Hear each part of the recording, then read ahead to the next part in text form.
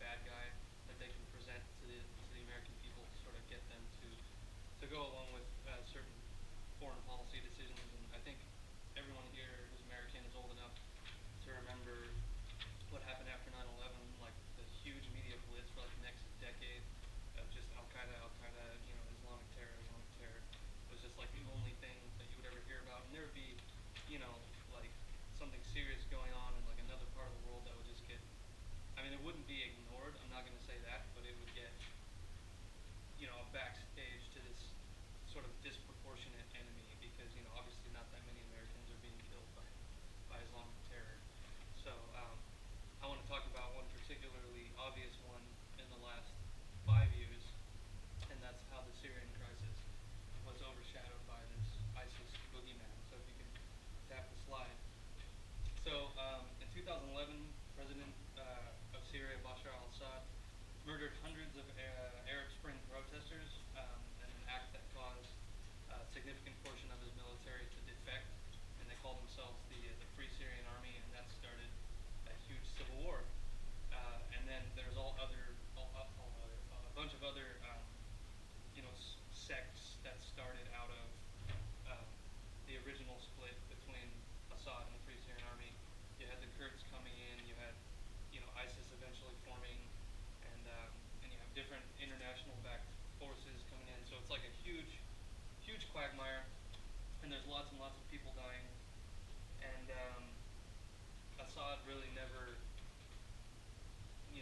let up in control of power.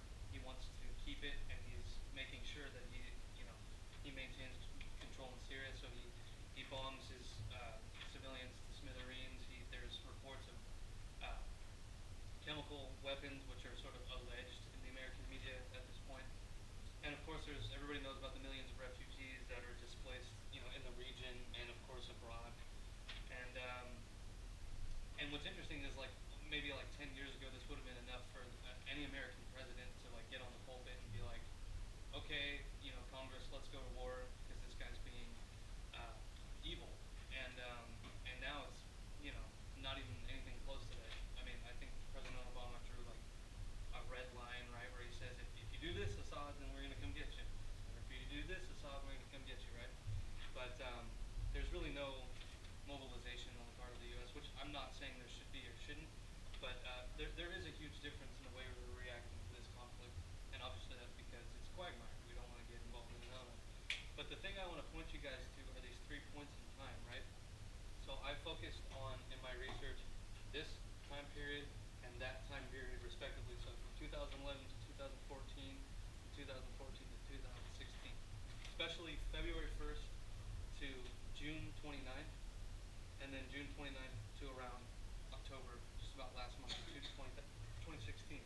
June 29th here is the exact day that Abu Bakr al-Baghdadi came out and said, we are ISIS, right? And so I'm using that as a point between how much the media was discussing the Syrian conflict before and how much the media was discussing it after, compared to how much they were discussing ISIS, all the way up to present day. So that was my research method. So if you could grab the slide.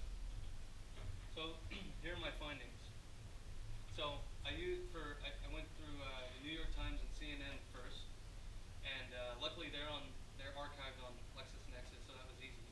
And all I did was a headline search of the word Assad from the time periods that I talked about, right? February to June, 2011, 2014, and then after 2014 to 2016, right? So there was 203 stories with that name in the headline, and after that there's only 45 in the 2-year span, right? And then I did the keyword ISIS, right? From 2014 to 2016, so after they had started, and there was 896 hits for the New York Times. So the exact same thing was done for CNN, right? 56 results, and then they bumped up a little bit after ISIS came into being after 2014. But in the same 2-year span, they did 1,500 plus ISIS headlines. So, yeah. I did hit 5 minutes. Okay, I'll just keep moving. Next slide. I'm not buying any lunch. All right. So I did the same thing with Fox and National Review. So I wasn't just dealing with left-leaning newspapers or outlets. So Fox, I couldn't do a headline keyword or search. I just did a keyword search in their own, anything that happened in their domain name, right? That had the name Assad in it.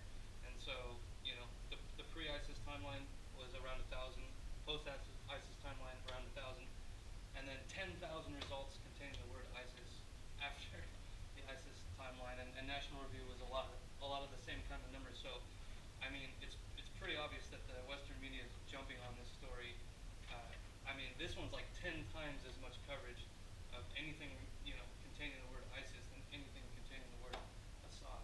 So, to me, that's a sort of indictment of the U.S. media and sort of proving my claim that they like to latch on to certain things while ignoring others.